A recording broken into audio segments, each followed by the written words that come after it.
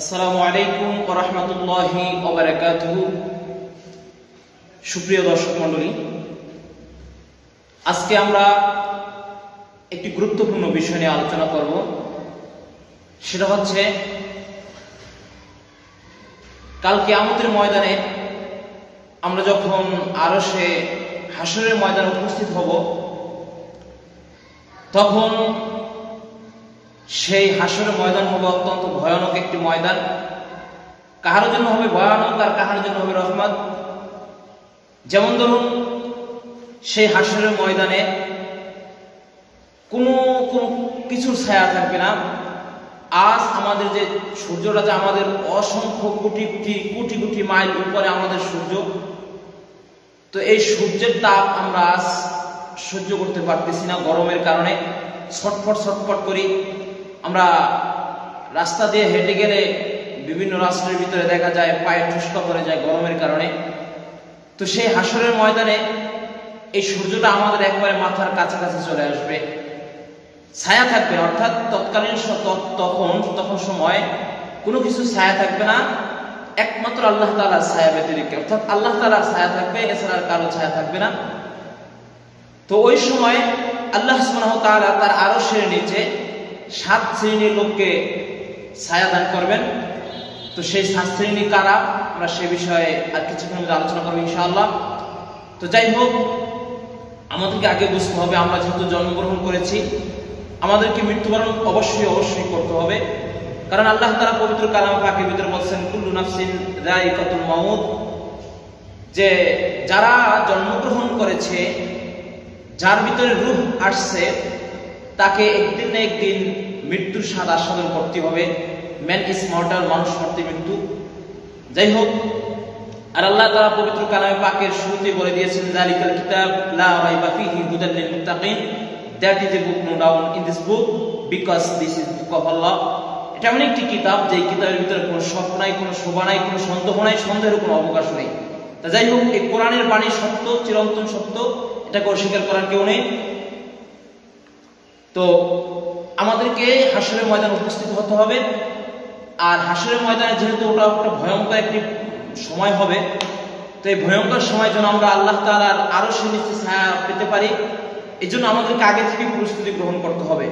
তো এই জন্য আমাদের প্রস্তুতি গ্রহণ করতে হলে আমাদেরকে আগে জানতে হবে যে কোন 7 শ্রেণীর মানুষ এই কাল কিয়ামতের ময়দানে, হাসরের ময়দানে আল্লাহ তাআলার আরশের নিচে ছায়া পাবেন। তো আমি একটি হাদিস বর্ণনা করব। রাসূল করিম সাল্লাল্লাহু আলাইহি ওয়াসাল্লাম সাহাবাদের মাঝে কোন এক সময় জাহান্নামের ভয়াবহতা সম্পর্কে আলোচনা করতেছেন। তো আলোচনা করতে এক পর্যায়ে একটা হাদিস বর্ণনা করলেন, যে হাদিসটা সিয়াসিত্তার প্রায় সবকটি গ্রন্থে উল্লেখ হয়েছে। হাদিসটার বর্ণনাকারী হচ্ছেন হযরত আবু হুরায়রা রাদিয়াল্লাহু তাআলা আনহু।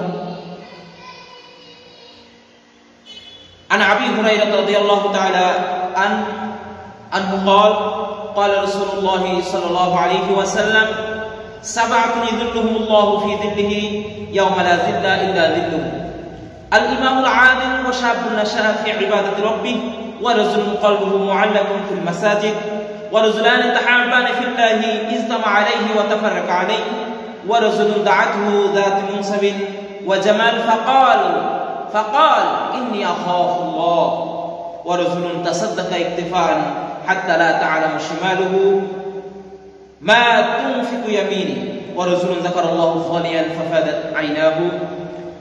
এই হাদিসটি আমি আগে বলেছিলাম, এই হাদিসটি সিয়াসতের প্রায় সবকটি হাদিসের ভিতরে উল্লেখ হয়েছে।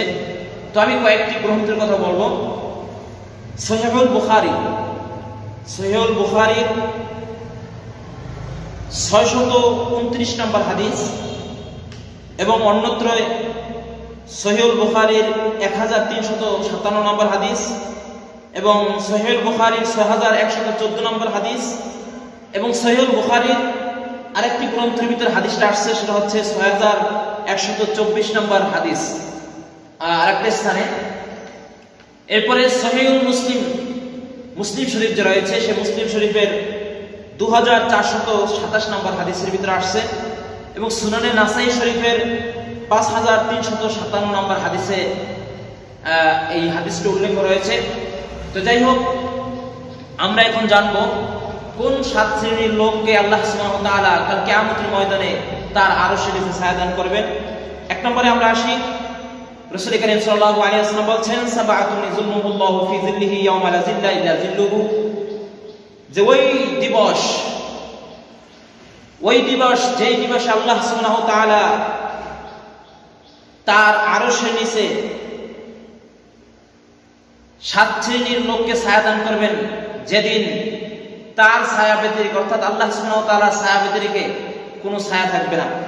এক নম্বরে আল ইমামুল আদিল, ন্যায়পরায়ণ বাদশাহ, ন্যায়পরায়ণ শাসক, যিনি ইনসাফের সহিত শাসন কার্য পরিচালনা করেছে, কোনো মানুষের উপর জুলুম করে নাই, অত্যাচার করে নাই, এরকম ব্যক্তিকে আল্লাহ সুবহানাহু ওয়া তাআলা কাল কিয়ামতের ময়দানে তার আরশের নিচে ছায়া দান করবেন। আমি সংক্ষিপ্ত আকারে বলতেছি, কোনো ব্যাখ্যা বিশ্লেষণ বলতেছি না, ভিডিওটা অনেক দীর্ঘ হয়ে যাবে তাই।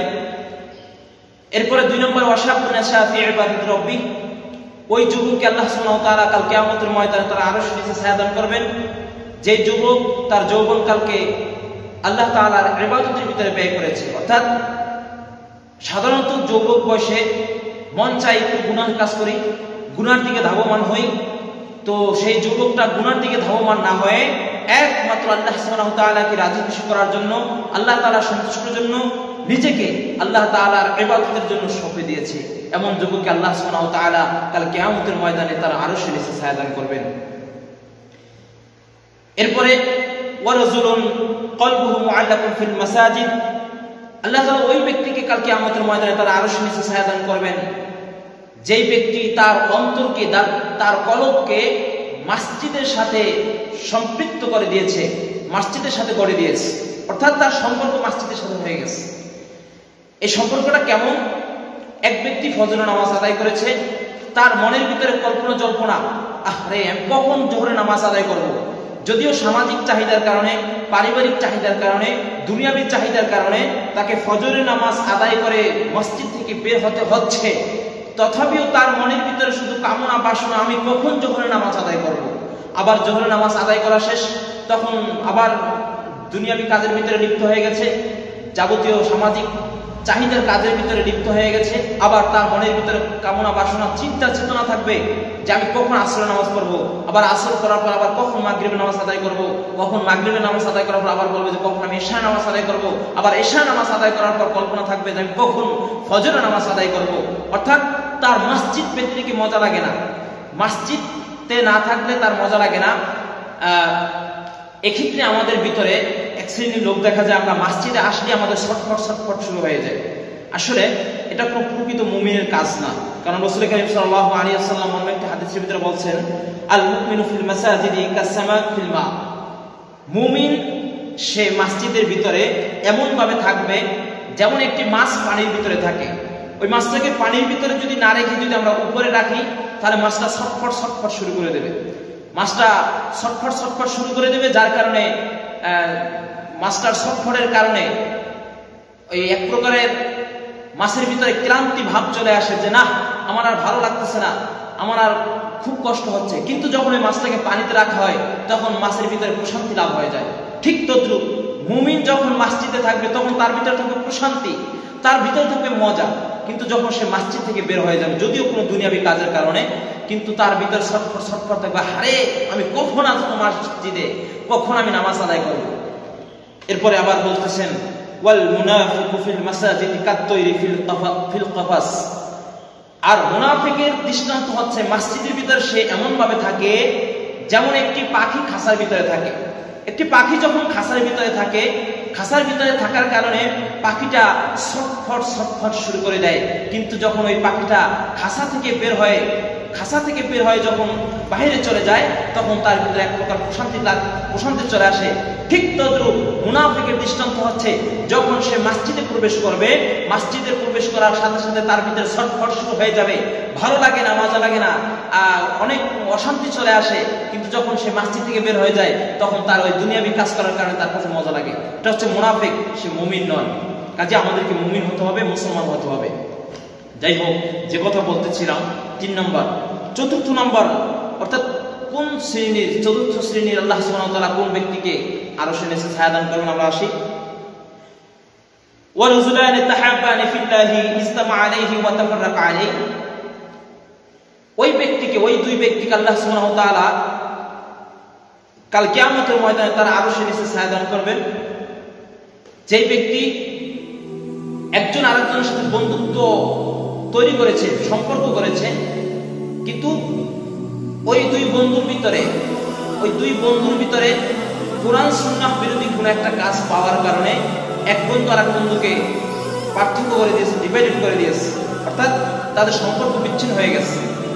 তো সর্বপ্রথম যেহেতু তাদের সাথে যে একটা বন্ধুত্ব ছিল, সেই বন্ধুত্বটা ছিল একমাত্র আল্লাহ তাআলাকে রাজি খুশি করার জন্য।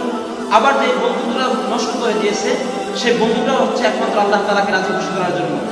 যদি এমন কোনো মানুষ বন্ধুত্ব করতে পারত, হুব্বুফিল্লাহ ওয়াল বুগযুফিল্লাহ, ভালোবাসা হবে আল্লাহ তাআলার জন্য, শত্রুতা হবে আল্লাহ তাআলার জন্য, এমন ভাবে যদি কেউ সম্পর্ক করে, বন্ধুত্ব করে, আল্লাহ সুবহানাহু ওয়া তাআলা কাল কিয়ামতের ময়দানে এমন ব্যক্তিকেও তার আরশের নিচে ছায়া দান করবেন।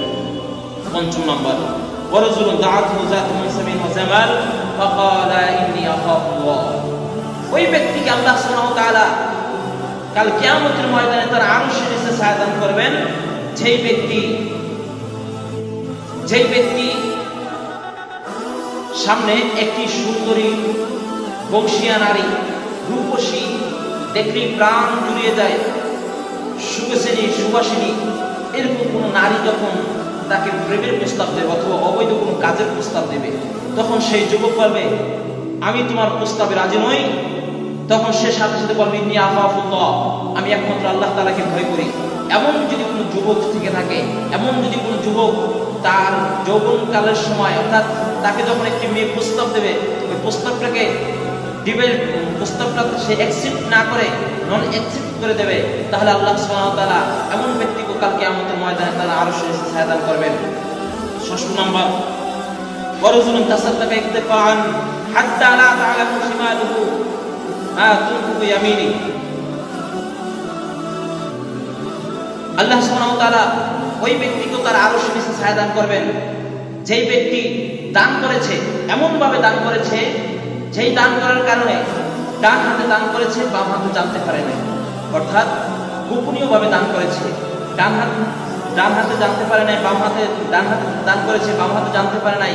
এর দ্বারা উদ্দেশ্য হচ্ছে এমন গোপন ভাবে দান করা যাতে কোনো আত্মীয় স্বজন, কাছের মানুষগুলো যেন জানতে না পারে যে সে দান করেছে। তবে হ্যাঁ, এখানে এই হাদিসে এটা স্পষ্ট না যে উচ্চস্বরে দান করলে তার দান হবে না। তবে হ্যাঁ, নিয়ত যদি পরিশুদ্ধ হয়, নিয়ত যদি আমাদের পরিশুদ্ধ হয়, তাহলে যদি উচ্চস্বরে দান করে তাহলে কোনো সমস্যা হবে না। কারণ উচ্চস্বরে দান করার কারণে যদি তার ভিতরে নিয়ত এটা থাকে যে আমি দান করতেছি এই জন্য যে আমার দান দেখে অন্য মানুষ দান করবে, এরকম যদি নিয়ত থাকে তাহলে উচ্চস্বরে দান করা যাবে, অর্থাৎ ওপেনে দান করা যাবে। এরপরে ষষ্ঠ নম্বর আমরা যেটা আসি সেটা হচ্ছে ওয়ারাজুলুন যাকারাল্লাহু খালিয়ান ফাফাদাত আইনাহু। ওই ব্যক্তিকে আল্লাহ সুবহানাহু ওয়া তাআলা কাল কিয়ামতের ময়দানে তার আরশের নিচে ছায়া দান করবেন। সে ব্যক্তি হচ্ছে যে নির্জন অবস্থান করে আল্লাহ তাআলার ভয়ে ক্রন্দন করে, তার ভিতরে আল্লাহ তাআলার ভয় শুধু কাজ করে, আর নির্জনে সে আল্লাহ তাআলার নাম জপে, আল্লাহ তাআলার জিকির আজকার করে। অর্থাৎ মানুষ যখন সাধারণত নির্জনে থাকে, একা থাকে, তখন একটু শয়তান চায় যে তার একটু গুনার কাজ করে, কিন্তু সে তখন গুনার কাজ না করে একমাত্র আল্লাহ সুবহানাহু ওয়া তাআলাকে ভয় করে, আল্লাহ তাআলার জিকির আজকারের ভিতরে লিপ্ত করে দেয়, আল্লাহ তাআলার ইবাদতের ভিতরে তার সময়টাকে ব্যয় করে দেয়। আল্লাহ সুবহানাহু ওয়া তাআলা এমন ব্যক্তিকে কাল কিয়ামতের ময়দানে তার আরশের নিচে ছায়া দান করবেন। যাই হোক প্রিয় দর্শক, আমরা 7টা বিষয় সংক্ষিপ্ত আগে আলোচনা করেছি। আমরা দোয়া করি আল্লাহ সুবহানাহু ওয়া তাআলা যেন আমাদেরকে এই 7 শ্রেণীর লোকদের ভিতরে অন্তর্ভুক্ত করেন, আর সাথে সাথে আমাদেরকে অন্তর্ভুক্ত হওয়ার জন্য আমাদেরকে প্রচেষ্টা করতে হবে। আর অনেকে হয়তো মনে করে যে এই 7টা জিনিস করলেই বোধহয় আমার হয়ে যাবে জান্নাতি। না, কোশ্চিনকালও না। আমাদেরকে ফরজ, ওয়াজিব, সুন্নাত, মুস্তাহাব, এরকম যে আল্লাহ সুবহানাহু ওয়া তাআলা আমাদেরকে বিধিবিধানগুলো দিয়েছেন, আমরা ওই বিধিবিধানগুলো পালন করব। সাথে সাথে আমরা এই 7 শ্রেণীর অন্তর্ভুক্ত হওয়ার জন্য যে টিপসগুলো আল্লাহ সুবহানাহু ওয়া তাআলা আমাদেরকে দিচ্ছেন, বা রাসূল সাল্লাল্লাহু আলাইহি ওয়াসাল্লাম আমাদেরকে যে মেসেজ দিয়েছেন, আমরা এই মেসেজ অনুযায়ী আমাদের জীবনকে পরিচালনা করব। হয়তোবা আমরা কাল কিয়ামতের মাঠে আল্লাহ তাআলার আরশের নিচে ছায়া পাবো। আর আমরা যখন আল্লাহ সুবহানাহু ওয়া তাআলার আরশের নিচে ছায়া পাবো, তখন আল্লাহ সুবহানাহু ওয়া তাআলা আমাদেরকে অটোমেটিকলি জান্নাতে পাঠিয়ে দেবেন। কারণ আমাদের প্রথম স্তর হচ্ছে সেই হাশরের ময়দান, অর্থাৎ বিচার কার্য সম্পাদন করা হবে। যখনই যে ব্যক্তিকে আল্লাহ সুবহানাহু ওয়া তাআলা তার আরশের নিচে ছায়া দান করবেন, সেই ব্যক্তি আল্লাহ সুবহানাহু ওয়া তাআলা অটোমেটিকলি তাকে জান্নাতের ব্যবস্থা করে দেবেন, তাকে জাহান্নামে দেবেন না। কাজে আমাদেরকে সেই 7 শ্রেণীর অন্তর্ভুক্ত হওয়ার জন্য চেষ্টা করতে হবে, আমল করতে হবে, ইবাদতগুলো ঠিকমতো পরিচালনা করতে হবে। আল্লাহ সুবহানাহু ওয়া তাআলা আমাদের সকলকে আমল করার তৌফিক দান করুক। ওয়া আখিরু দাওয়ানা আলহামদুলিল্লাহি রাব্বিল আলামিন। আসসালামু আলাইকুম ওয়া রাহমাতুল্লাহ।